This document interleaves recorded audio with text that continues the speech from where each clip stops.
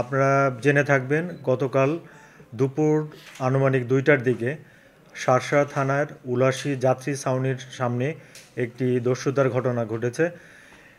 Victim রোকন, উনি স্থানীয় একটি ফিড কোম্পানির ম্যানেজার।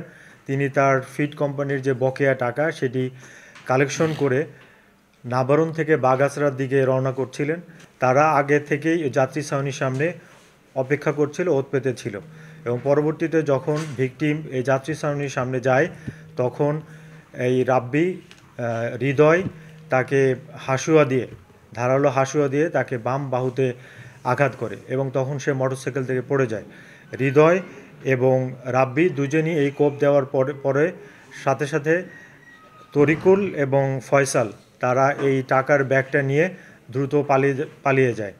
তখন এই সংবাদ পাওয়ার সাথে সাথে শার্শা থানা পুলিশ দ্রুত ঘটনাস্থলে উপস্থিত হয়ে হৃদয় এবং রাব্বেল এই দুজনকে গ্রেফতার করতে সক্ষম হয়।